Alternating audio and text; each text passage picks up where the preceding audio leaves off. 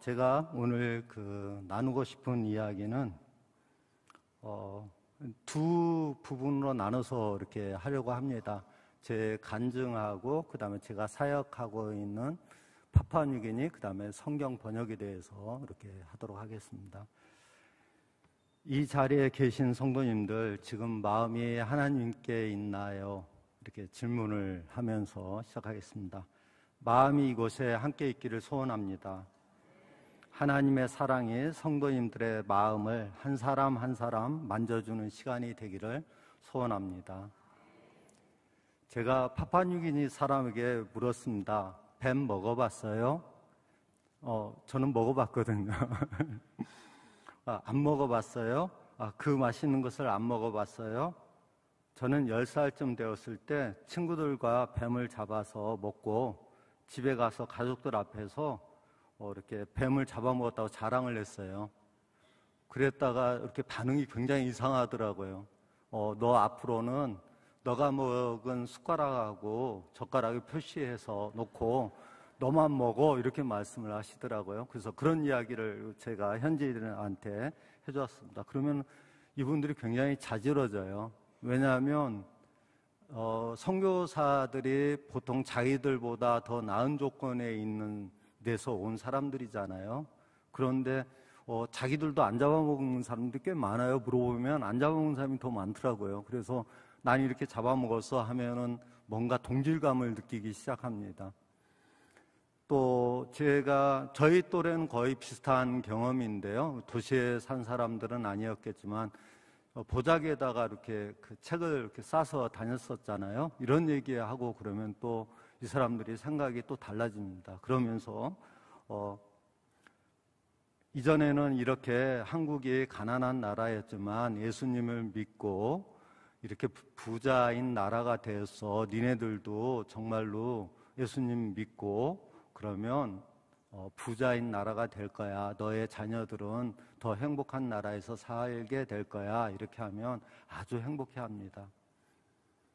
제가 오늘 여기 계시는 성도님에게 나누고 싶은 이야기가 아까 말씀드렸던 것처럼 전반부는 간증, 후반부는 슬라이드를 보면서 하려고 해요.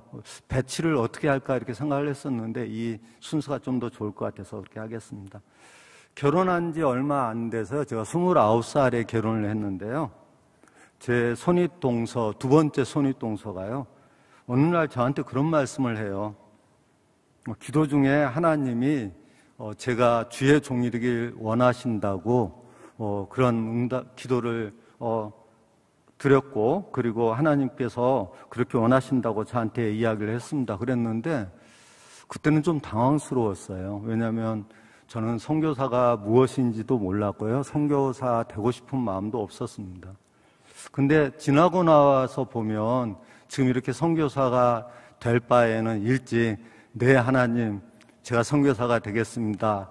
이렇게 했으면 좀 더 많은 사역을 할 수 있지 않았을까 하는 아쉬움도 있습니다.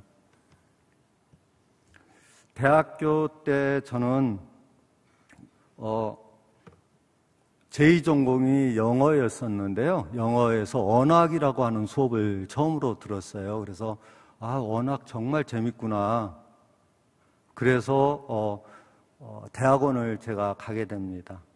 대학원을 가서 전공을 갖다가 그 언어학으로 했습니다. 그리고 정말로 열심히 공부를 했었습니다. 거의 쉬는 날이 없이 날마다 이렇게 공부를 했습니다.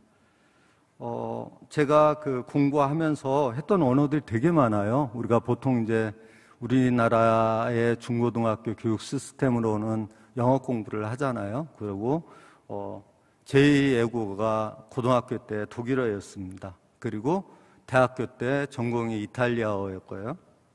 그리고 프랑스어를 공부했습니다. 히브리어, 헬라어를 성경을 읽기 위해서 공부를 했습니다. 그 다음에 라틴어를 공부를 했고요. 그 다음에 가장 짧게 공부를 했던 건 스페인어입니다. 왜냐하면 이탈리아어를 알고 프랑스어를 알았을 때는 스페인어는 별로 이렇게 공부할 게 많지 않습니다. 딱 한 달 하고 한 45일 정도를 스페인 가서 아주 행복하게 살았습니다. 그리고 파푸아뉴기니에 가서 공용어인 톡피진어를 제가 배웠습니다. 그래서 한국어까지 포함하면 언어를 제가 총 10개를 알고 있습니다. 그리고 제가 그 이탈리아 한국어 사전을 만들었어요. 한 15년 정도 작업한 건데요. 단어 수는 72,013개입니다. 아래 한글로 뽑으면 5,000페이지 정도 됩니다. 이 이야기는 왜냐하면 제가 사역한 거하고 깊은 관계들이 있습니다. 제가 언어를 몇 개 하는지 또는 사전을 이렇게 작업했다라고 하는 것이 실제 제 사역하고 관련이 있어서 말씀을 드렸습니다. 또 하나는 제가 이 서울에서 추석했던 교회가 감리교회였어요. 그래서 조금 제 또래보다는 늦게 권사 직분을 받았습니다. 그랬는데 교회에서 인도네시아 메단에 이렇게 그 교회를 많이 지었어요. 저희가 출석했던 교회에서 진 교회만 450개가 넘습니다.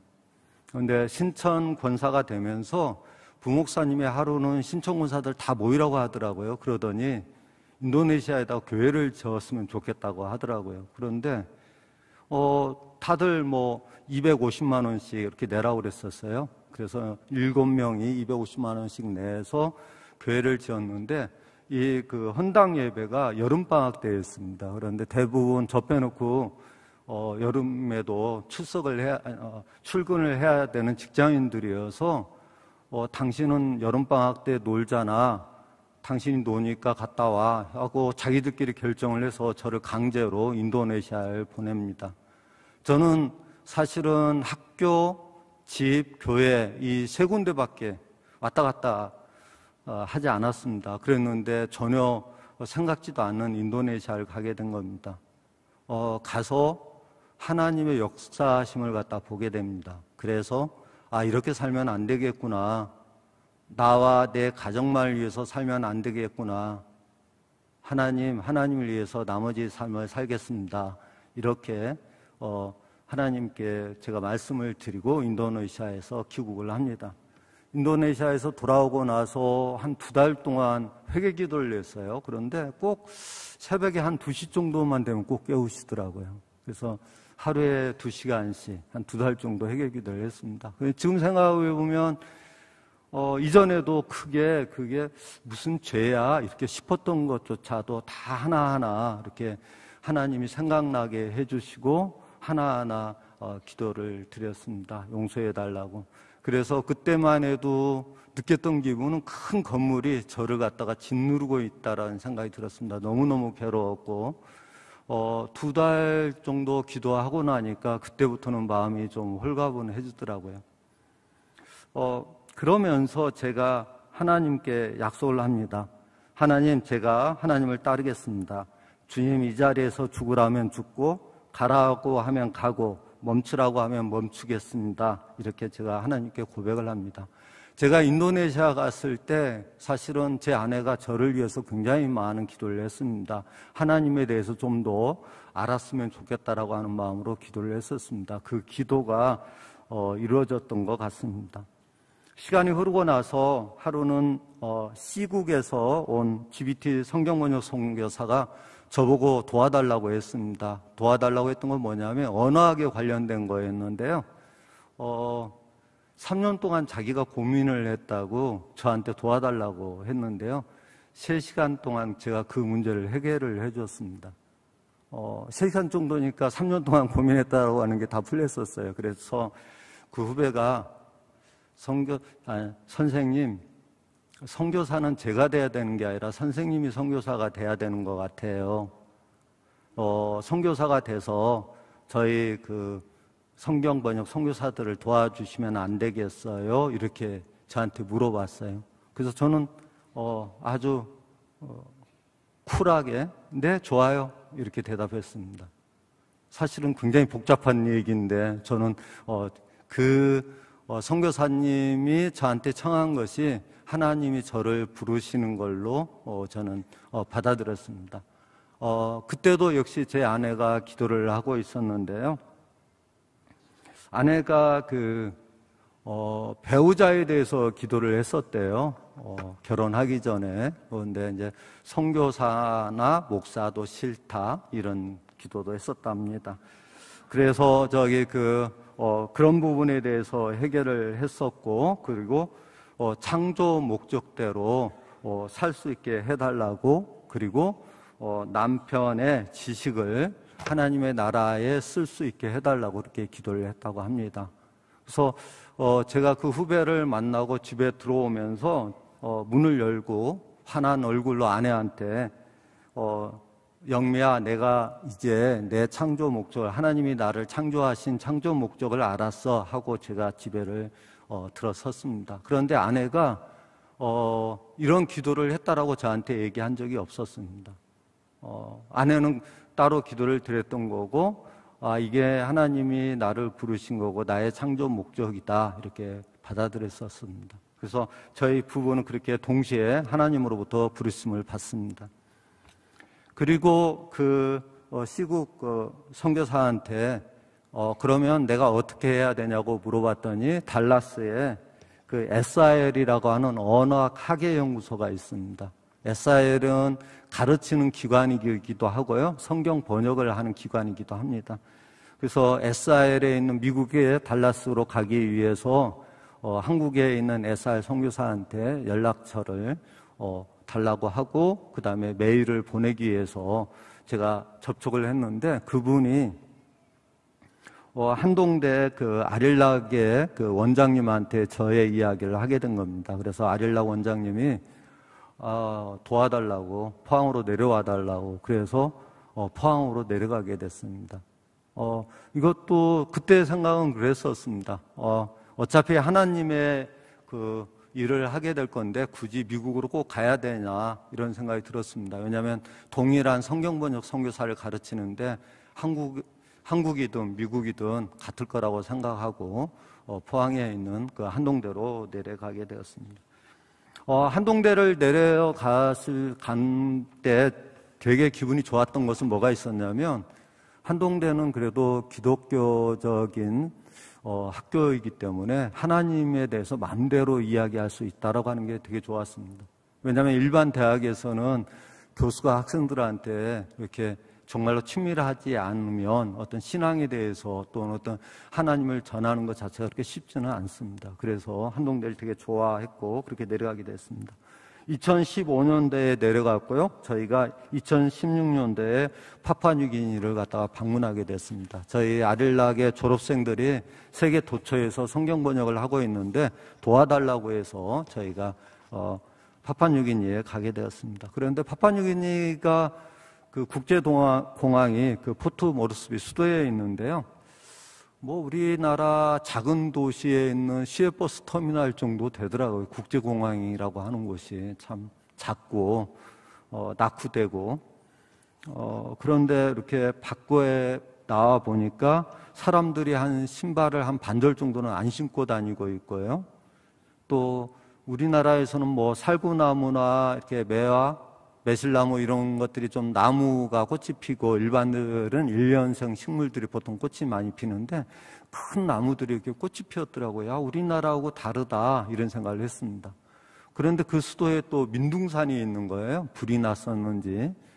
그런데 우리가 생각하면 보통 이렇게 열대지방은 정글, 밀림숲 이런 생각이 오게 되는데 민둥산이 있었어요. 근데 그 민둥산을 보고 있는데 제 아내가 하나님으로부터 음성을 듣게 됩니다.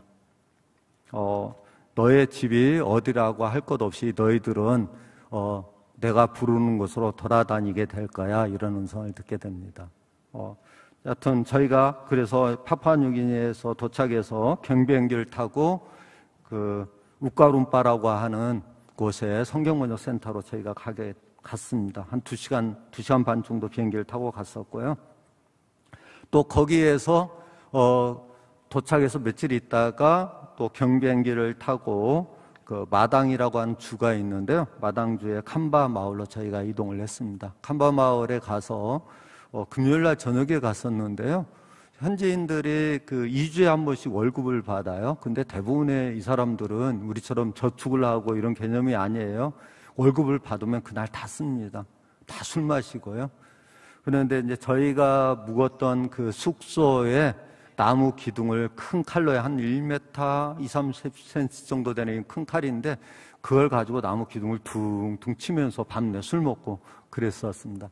저는 그냥 잘 잤는데요. 제 아내는 무서워서 잠을 잘 못 잤다고 하더라고요. 그런데 그 다음날 아침에 저희가 집 밖에 나갔더니 여전히 눈이 빨갛게 술이 취해가지고 있었습니다. 그래서 아내가 하나님, 이 사람들은 이렇게 복음이 들어와도 왜 이렇게 사는 거예요? 하고 하나님께 묻게 됩니다. 그런데 하나님이 또 내가 너를 한국에 태어나게 했단다 이렇게 말씀을 하셨다고 합니다. 그래서 이제 하나님이 한국에 태어나게 했으니까 이런 문화에서 저희가 안 살았던 거죠. 저희가 만약에 한국이 아닌 어느 나라에 태어났다면 그 문화에 우리가 살 가능성이 당연히 있는 거잖아요. 그리고 나서 저희가 깜바마을에서 3박 4일을 보내고 다시 저희가 센터로 돌아옵니다. 근데 저희를 불렀던 선교사님이 사실은 자료가 많이 있다고 그랬었어요. 저희가 문법을 써주기로 했었거든요. 그랬는데 실제로 자료가 별로 없었어요. 그런데다가 또 저희를 불렀던 선교사님은 따님이 좀 한국에 있는데 아파서 한국에 본인은 가야 된다고 저희를 남겨놓고 그냥 가버렸어요. 그 저희는 이제 문법을 쓰러 가는데 갑자기 어떤 목표를 잃어버린 거잖아요. 그래서 저희가 또다시 그 마을로 갑니다. 마을 가까운 곳에 지역센터가 있는데 지역센터로 갔어요. 갔는데 그 다음날 이 현지인들이 오기로 약속이 되어 있었거든요. 제가 연락을 했던 건 아니고 그 선교사님이 우리 현 선교사가 간다.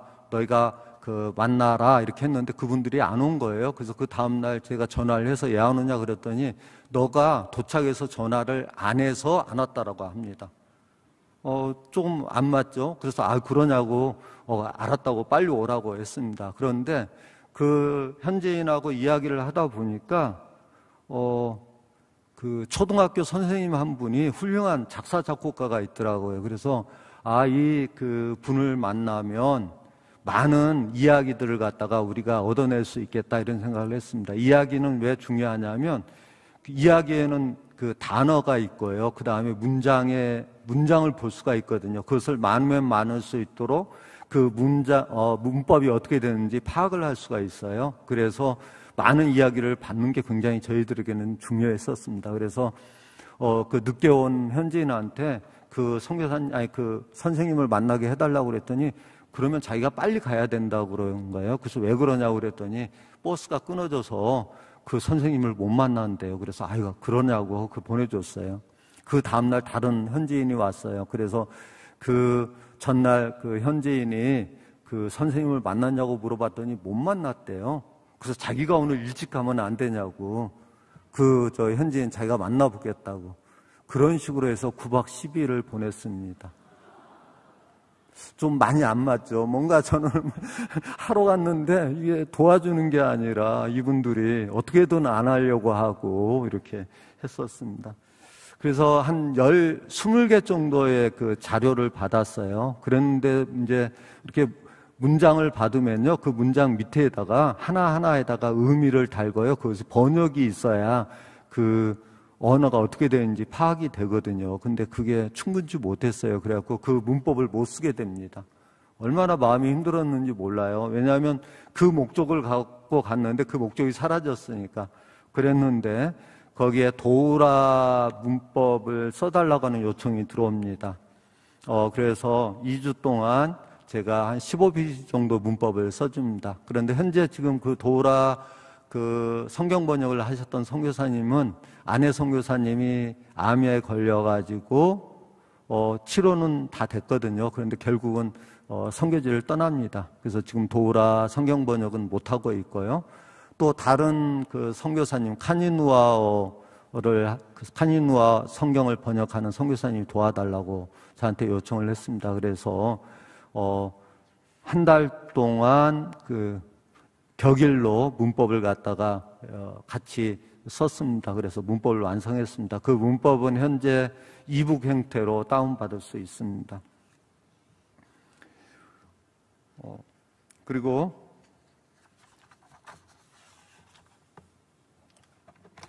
저희가 성경 번역에 참여할 때마다 영적인 공격을 받습니다.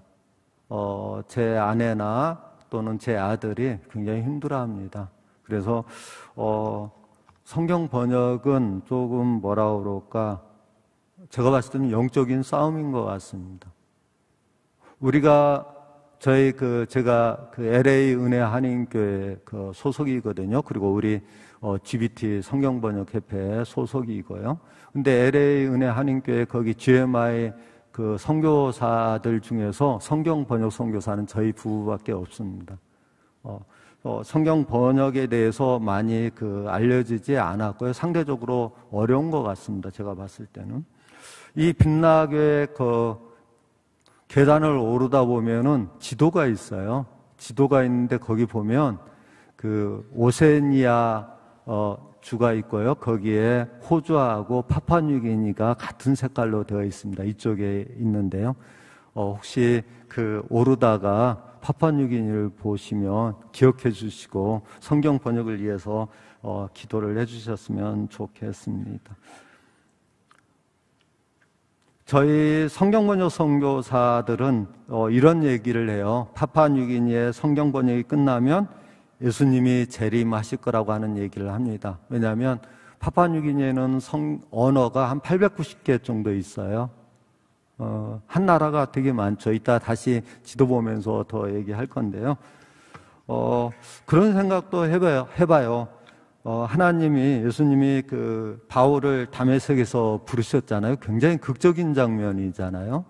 어떻게 보면 그 바울을 통해서 이방 민족에게 복음이 전해지게 되는 거잖아요. 굉장히 많은 학식을 가지고 있었던 분이고요.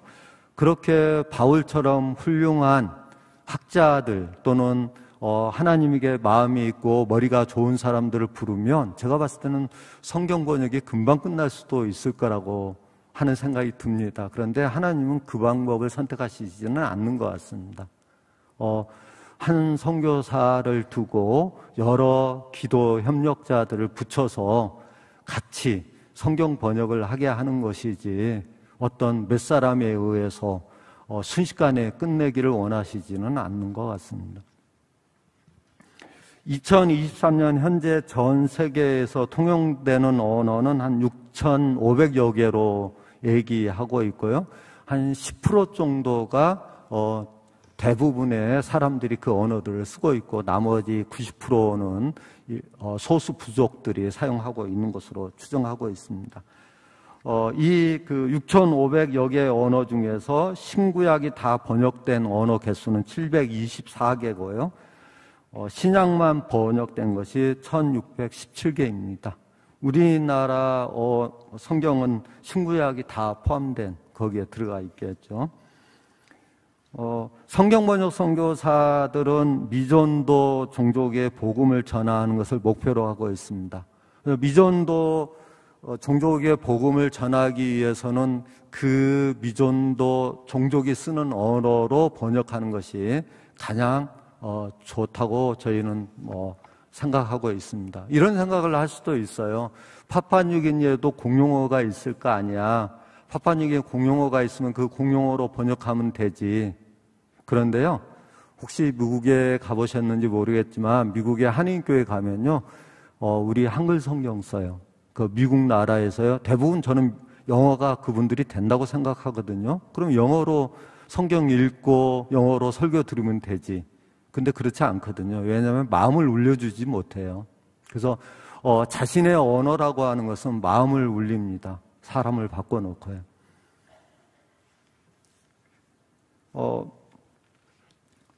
저희는 눈에 보이는 것을 짓지 않습니다.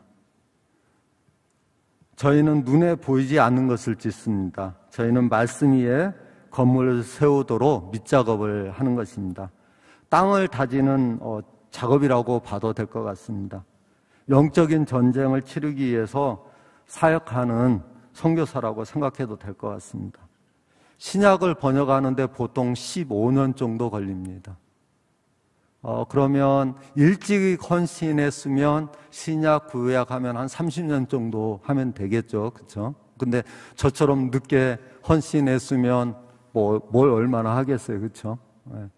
하여튼 15년 정도 걸립니다.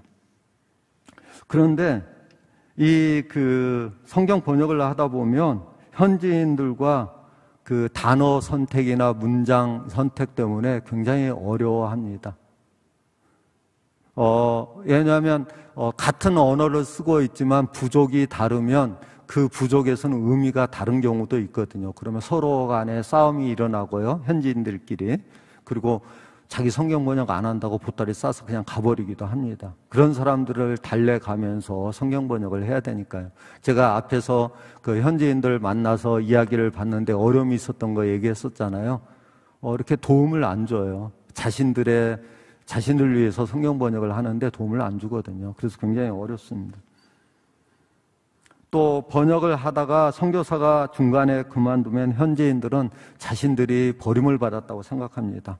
그러면 버림을 받았다고 생각하면 이분들이 마음의 문을 닫아버립니다. 마음의 문을 닫아버리면 20년, 30년 얼마나 더 시간이 지나야 그분들이 마음을 열지 모릅니다. 그래서 저희들은 어떤 외적인 건물을 짓는 것보다 성경 번역하는 데만 저희는 집중합니다. 그래도 15년 이렇게 걸립니다. 현재 우리나라 경상남도에요. 경상대에 게르트 앤드라셰크라는 독일어과 교수가 있습니다.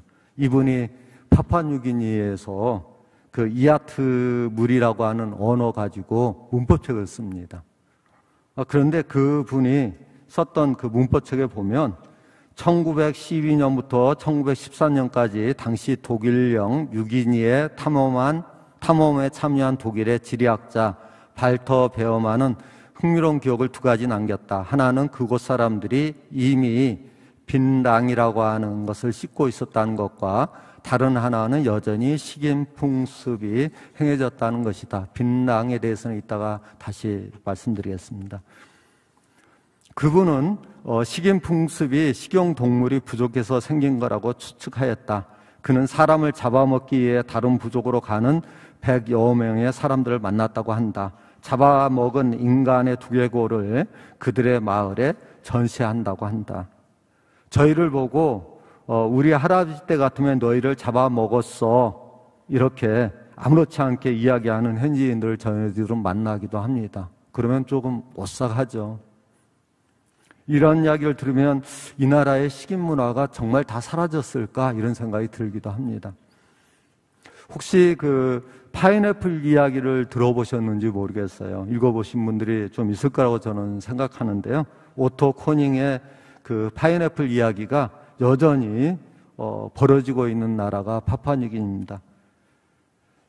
한국인 선교사 한 분이 품삯을 주고 현지인에게 파파야 나무를 심게 했는데 후에 나무가 자라고 파파야가 열리니까 현지인이 자신의 것이라고 이야기했다고 합니다. 그래서 우리 선교사님이 왜 너의 것이야? 이렇게 물어봤더니 내가 심었으니까 내 것이지 이렇게 대답했다고 합니다.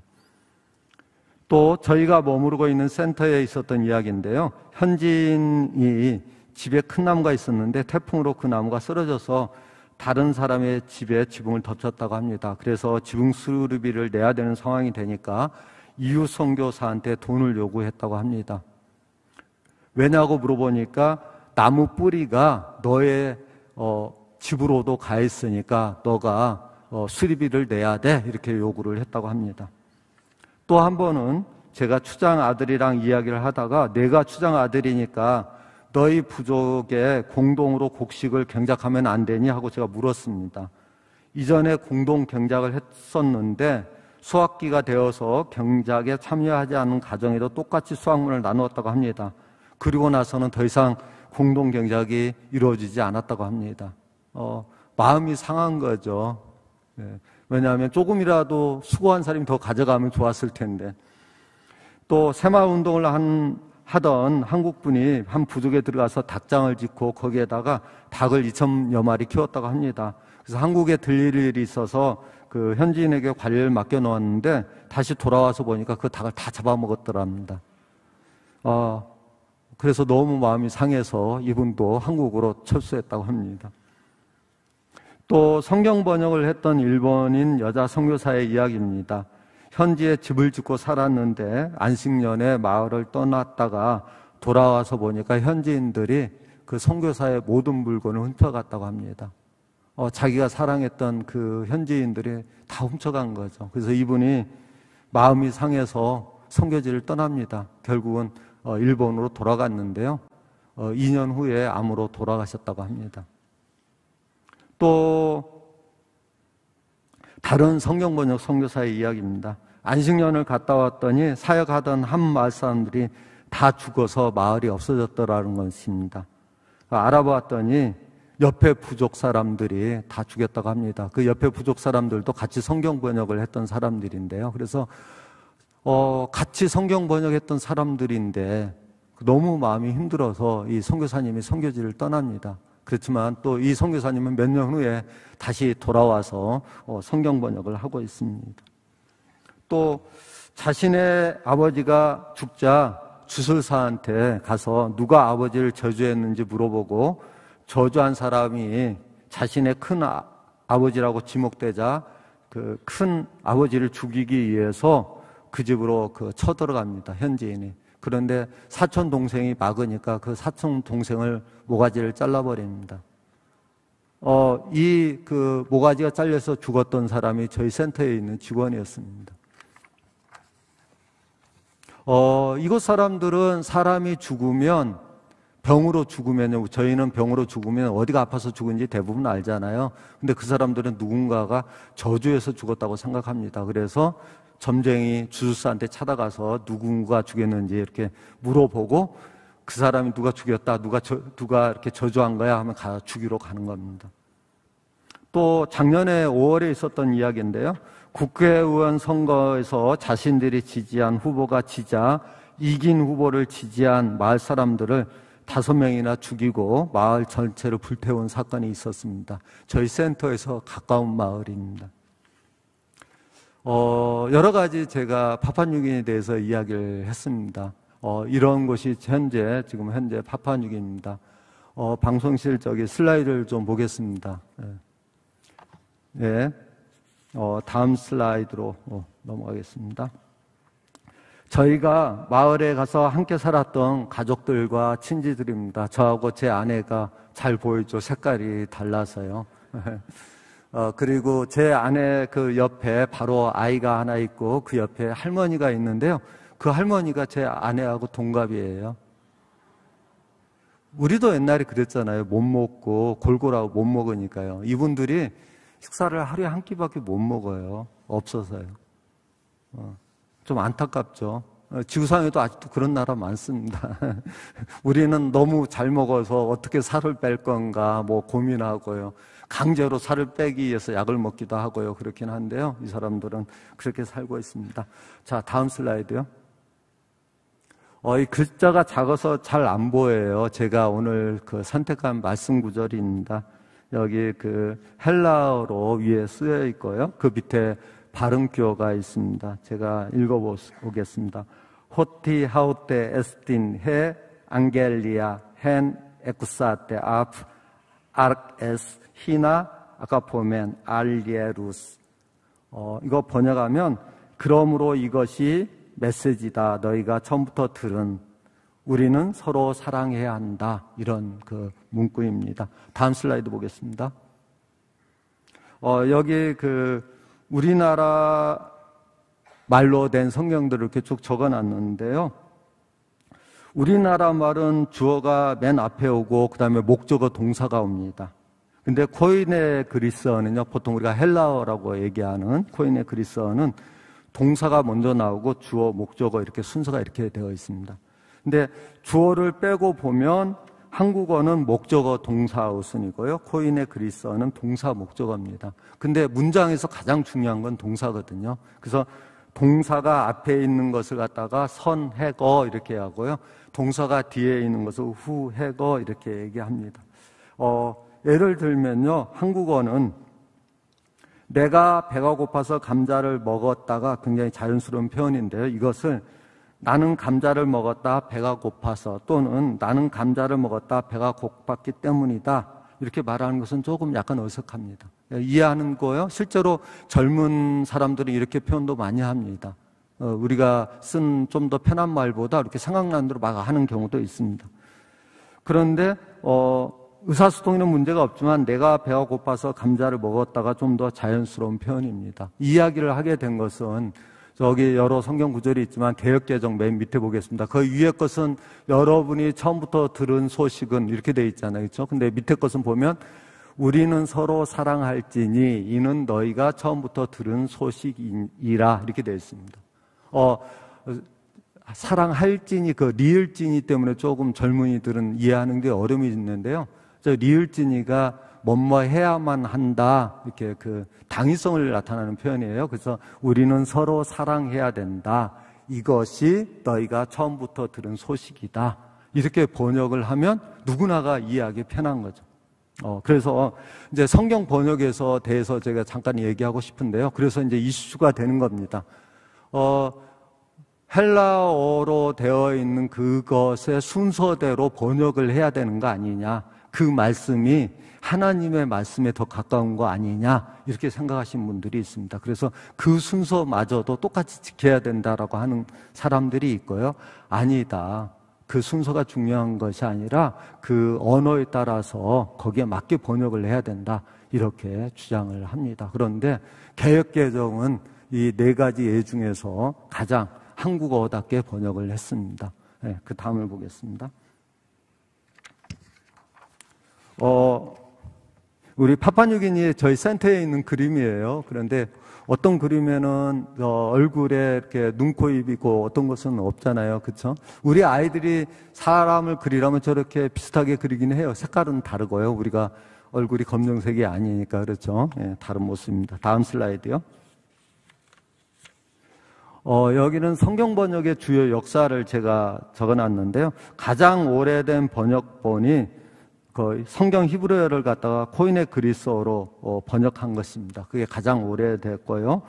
그리고 라틴어 불가타역 뭐 이런 것도 있고요. 시리아역 뭐 이런 것도 있습니다. 로마 제국 시대 이후로는 라틴어가 아닌 언어는 속된 언어로 모았습니다. 그래서 성경 번역이 영어로 성경 번역이 된 게 굉장히 늦게 됩니다. 그래서 존 이클리프에 의해서 영어로 성경 번역이 이루어져 있고요. 그래서 그 1382년에 존 이클리프가 영어로 성경 번역을 해요. 그래서 저희가 성경 번역 협회를 갖다가 위클리프라고 보통 부릅니다. 이 여기 이름에서 따오게 됐고요. 그리고 우리 좀 이따 보겠지만 한국의 그 최초 신약 성경이 1887년에 번역이 됩니다. 그리고 카메룬 타운젠드에서 칵치 캐러로 성경 번역이 1931년에 되는데요. 이분에 의해서 1942년에 위클리프 성경 번역 선교회가 생기게 됩니다. 네, 다음이요. 예수 선교 전서 이렇게 되어 있는데요. 존 로스하고 맥킨타이어가 성경 번역을 합니다. 거기에 이응찬, 백홍준, 서상윤, 이성아 이런 분들이 함께 합니다. 이분들은 그 인삼장사로 알려져 있었는데요. 특히 이응찬이라고 하는 사람을 우리가 좀 더 관심 있게 봤으면 좋겠습니다. 이응찬이라고 하는 사람은 존 로스에게 한글을 가르칩니다. 그리고 신약 전체를 갖다가 한 반절 정도 번역을 했던 사람입니다. 그런데 이분이 술을 너무 좋아하셨어요. 그래서 세례를 이분을 주려다가 매번 세례를 안 줍니다. 왜냐하면 음주를 너무 좋아하셔가지고. 그런데 이분이 정말로 예수님을 깊게 만나게 됩니다. 그래서 술을 끊고요. 그래서 세례를 받게 됩니다. 그래서 1879년에 세례를 받았고요. 그런데 이분이 1883년에 콜레라로 사망합니다. 저희 성경번역 선교사님들이 성경번역하다 보면 현지인들이 많이 죽어요. 갑자기 요절입니다. 저희가 봤을 때는 왜 죽는지 모르니까 갑자기 죽는 경우가 종종 생깁니다. 그러면 성경번역 선교사님들은 굉장히 힘들어합니다. 왜냐하면 그분들한테 의지하는 바가 크거든요. 굉장히 의지를 많이 했는데 갑자기 의지한 사람이 사라지는 거잖아요. 그래서 어떻게 보면 하나님만을 의지하게 바꿔놓으십니다. 너는 나만 바라봐야 돼. 사람 보면 안 돼. 그것을 끊임없이 연습시킵니다. 그런데 성경은요, 우리가 지금 오늘날에도 쓰고 있는 그 하나님이라고 하는 단어를 성경 번역에 씁니다. 실제로는 이제 하날림 이렇게 쓰는데요. 천주교에서는 이것을 갖다가 한은임으로 가져갔고요. 우리 개신교에서는 하나님으로 가져오게 되죠. 그리고 이 그 성경은 우리 존 로스라고 하는 분이 그 띄어쓰기를 합니다. 이건 대단한 겁니다. 우리가 원래 글을 쭉 붙여 썼었거든요. 근데 띄어쓰기를 합니다.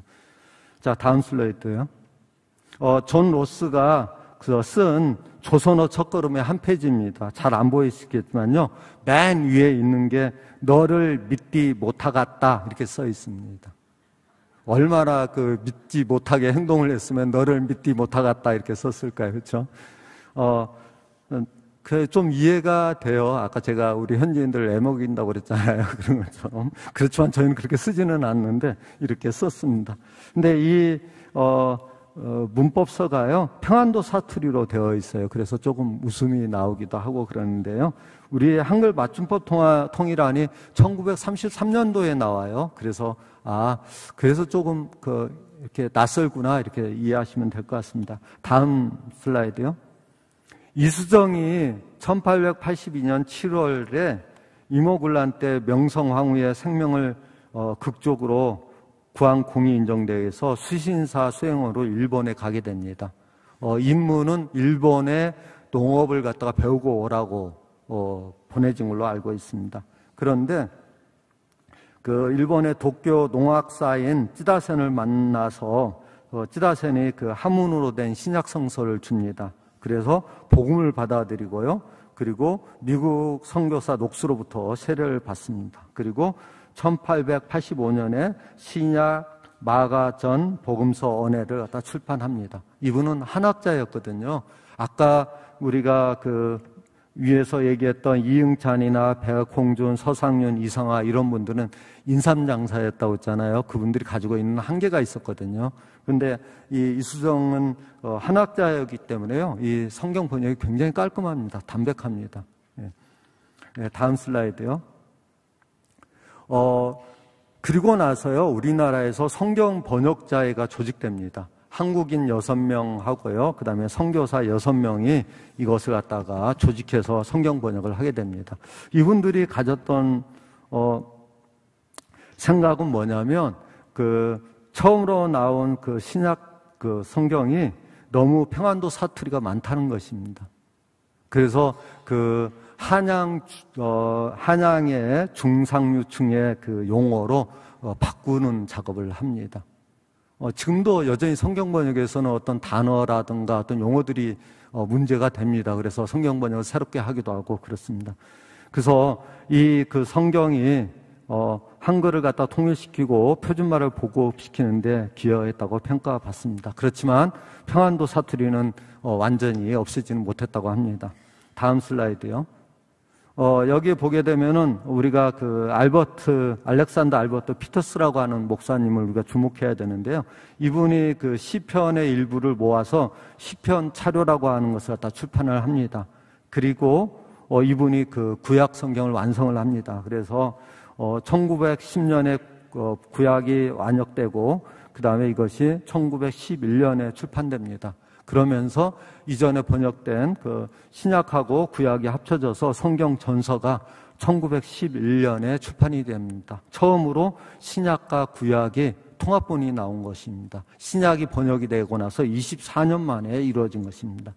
우리가 보통 이제 얘기하는 것 중에 하나가 뭐냐면 신약만 번역하고 현지인들한테 구약 번역하게 하면 안 돼 이런 질문을 합니다. 근데 실제로 우리나라도 선교사님들이 신약하고 구약을 다 번역해 줬습니다.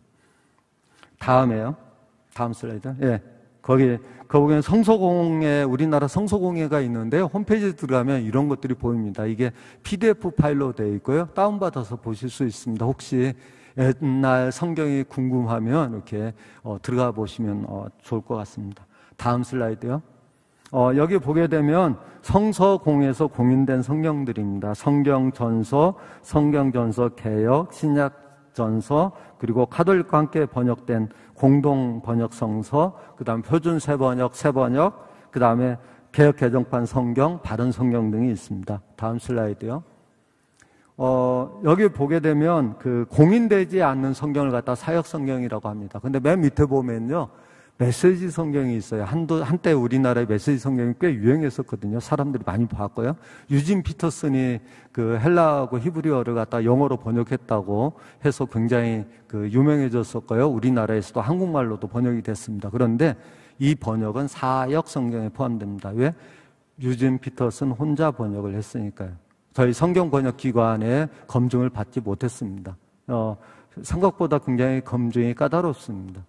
그 다음에요. 여기 파푸아뉴기니 그 지도인데요. 저기 잘 밑에 안 보이지만 조그맣게 빨간 점이 하나가 있는 나라가 지금 파푸아뉴기니 나라 그 수도입니다. 다음 슬라이드요. 파푸아뉴기니 수도는 포트 모르스비고 면적은 남북한의 2배입니다. 그리고 남한의 4.6배고요. 그 다음에 기후는 우기와 건기로 둘로 나눠져 있고요. 주가 총 21개가 있습니다. 수도까지 포함하면 22개라고 얘기할 수 있고요. 각 주는 독자적인 입법 체계를 가지고 있습니다. 그리고 1975년도에 호주로부터 독립된 연영방 국가입니다. 그 다음에요. 그저 너무 작은데요. 그 알렉스라고 하는 사람이 호주 선교사인데요. 그 처음으로 파푸아뉴기니에 그 타이로라 지역에 이분이 그 도착을 합니다. 거기서 성경 번역을 처음으로 시작을 했고요. 그분이 성경 번역했던 곳이 저희가 있는 센터입니다. 1860m 산에 있습니다. 그래서 그 열대지방인 나라의 시원한 가을 기후에 저희가 살고 있습니다. 그래서 이제 일부 사람들이 니네들이 이렇게 시원한데 왜 살아? 이렇게 얘기하는데 그 산악지대 사람들이 험합니다. 바닷가 사람들은 유순하고요. 왜냐하면 먹을 게 많아서 유순해요. 먹을 게 없어서 산악지대 사람들은 험하고요. 현지인들도 바닷가 사람들은 고산지대 사는 사람들 무서워합니다. 그래서 성경번역 선교사들이 이 산악지대를 먼저 해결하지 않고는 이 나라의 복음을 전할 수가 없다고 판단했습니다. 그래서 그곳에 성경번역센터를 세웠고요. 낮하고 밤의 기온차는 한 20도 정도 차이가 납니다. 다음이요. 이제 좀 더 크게 보이는 그 파푸아뉴기니입니다. 다음이요. 이렇게 그 경비행기를 타고 가면 보이는 밑에 모습인데요. 구름이 군데군데 보이죠. 그리고 밑에 강이 있는데 흙탕물이잖아요. 대부분 저렇게 흙탕물입니다. 제가 깨끗한 거 딱 한 곳밖에 못 봤습니다.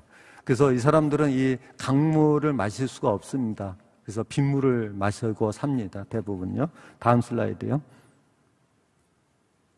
사진에 보게 되면 오른쪽에 있는 선교사님이 지금 머리를 이렇게 대고 잤는데요. 경비행기입니다. 한 900km 정도, 800, 900km 정도 전체 짐까지 포함해서 실을 수 있는 그런 비행기를 저희가 타고 다닙니다. 그런데 정말 저기 올라가면 무섭습니다. 우리가 경비행기 타고 동남아시아 가면 여행 가시는 분들도 있는데요. 아마 저희가 봤을 때는 경비행기가 조금 더 낮게 나를 것 같아요. 그래서 상대적으로 떨어져도 안 죽을 것 같다는 생각이 있어서 덜 무서울 텐데 저희는 굉장히 높이 올라가거든요. 그래서 좀 무섭습니다. 그런데 좀 이제 한 5-6번 타면 그때부터는 잠을 자기도 합니다.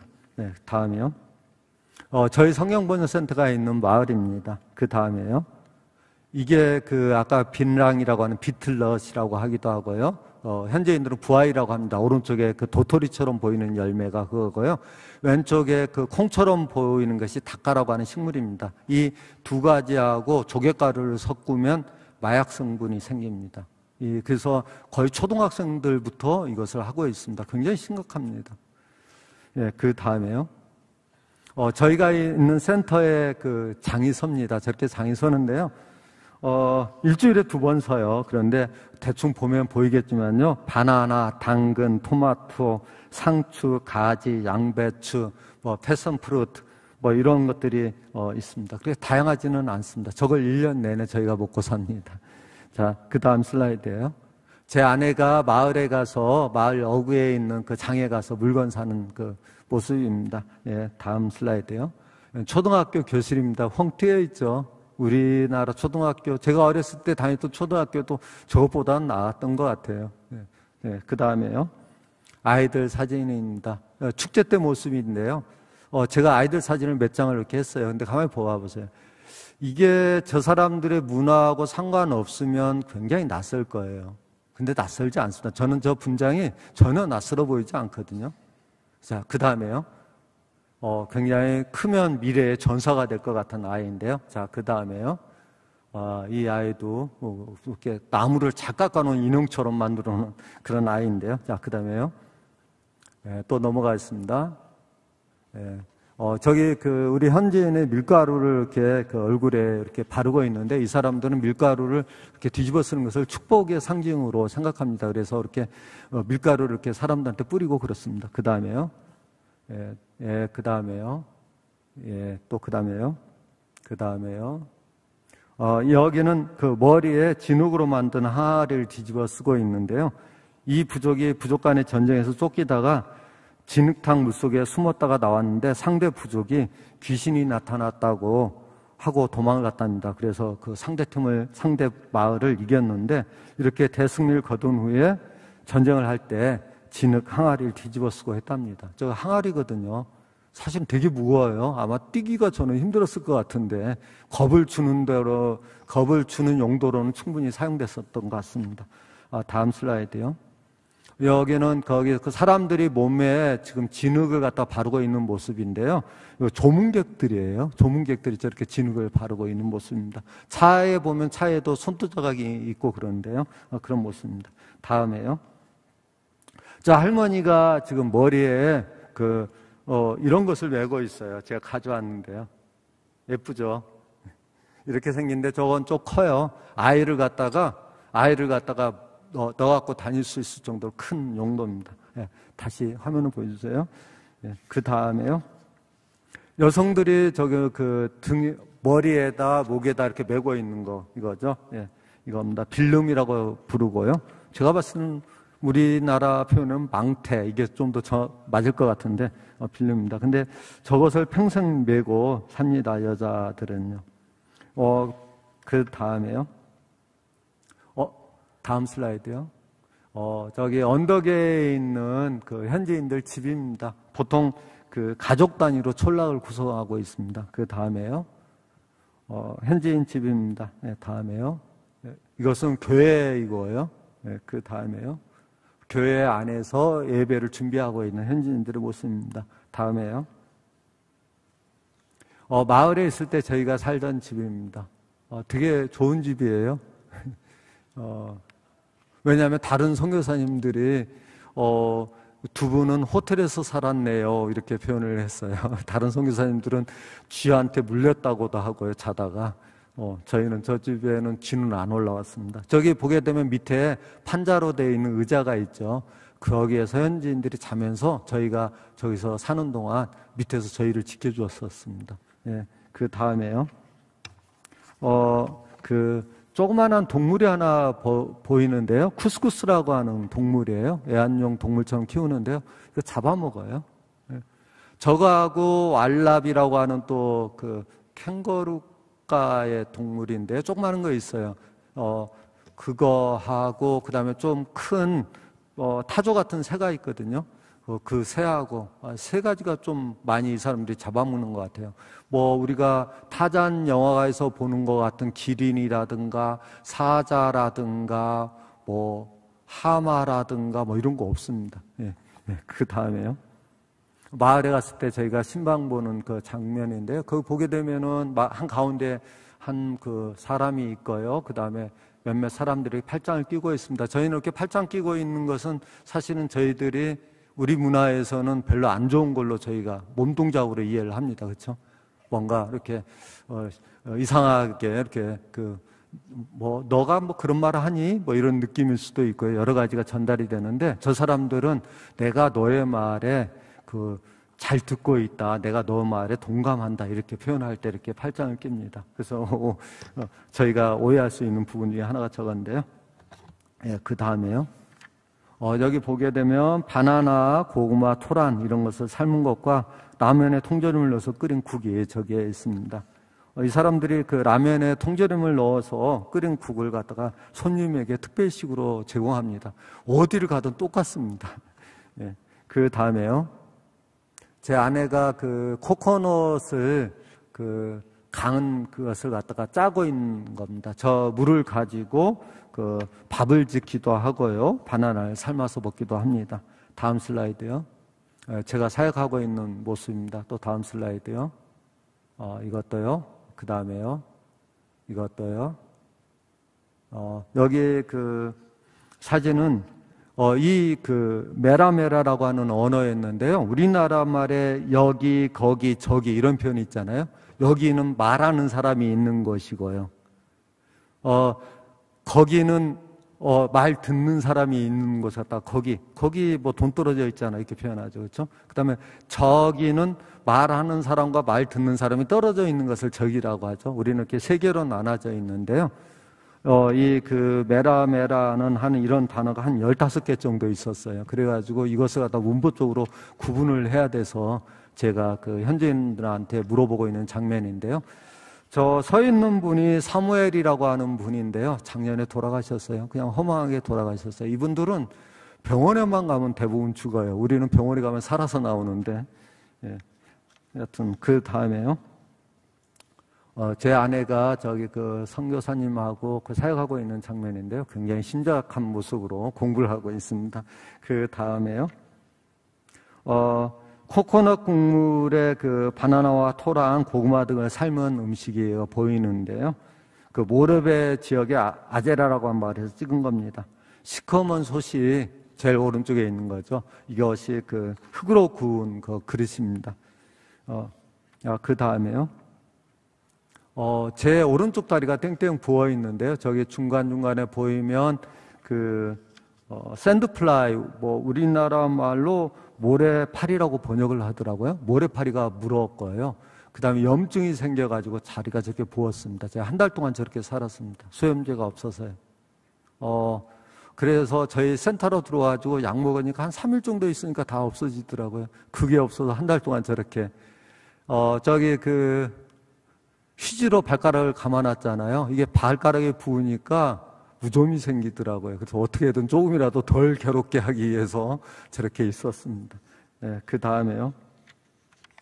마을에 갔을 때 저희 그 집 옆쪽에 설치한 간이 샤워장입니다. 저기 비닐이 밖에서 보면은 사람이 씻는 모습이 다 보이는 그런 데였어요.